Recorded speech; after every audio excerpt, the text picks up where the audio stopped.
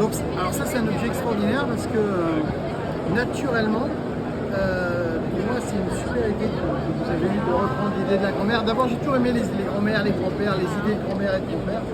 Et je trouve que c'est génial parce que tu as des gens qui ne maîtrisent pas bien l'ouverture d'une bouteille de champagne, on le sait, et puis surtout, ça c'est pour les particuliers, mais pour les professionnels, il y a une chose qui est géniale, c'est que quand tu poses ta bouteille, que tu passes ton bouchon comme ça dedans et que tu soulèves tout doucement, tu maîtrises bien sûr là-dessus, mais en même temps, le client, il voit la bouteille de champagne qu'il a commandée, elle n'est pas dans tes mains, elle ne tombe pas dans tous les sens.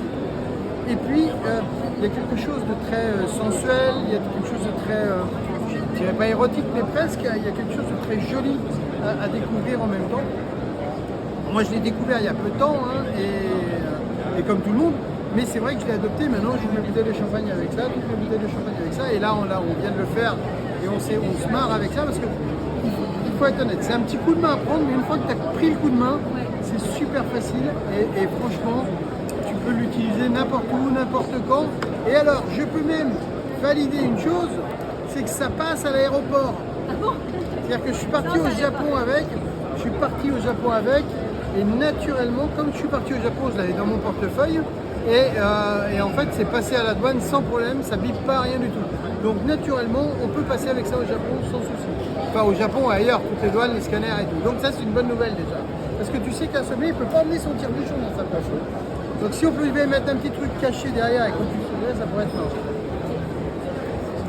Je me présente aussi, je m'appelle Anne-Sophie Lepoder et effectivement, comme l'a dit Fabrice, vraiment produit transmis, il parlait de transmission et c'est vraiment ça, puisque l'origine du produit, en tout cas l'histoire de la marque Laclais, c'est un objet qui a été transmis par ma grand-mère, qu'elle utilisait, qu'elle a depuis plus de 50 ans, et elle a toujours ouvert les bouteilles de champagne comme ça.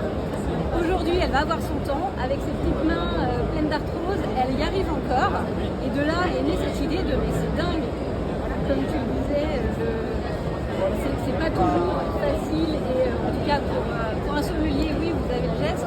Pour monsieur, madame, tout le monde, c'est pas toujours l'ouverture la plus simple, c'est un peu la bouteille qu'on se refile, et avec cet objet, c'est devenu vraiment beaucoup plus simple. Donc voilà l'origine de l'histoire de la crème.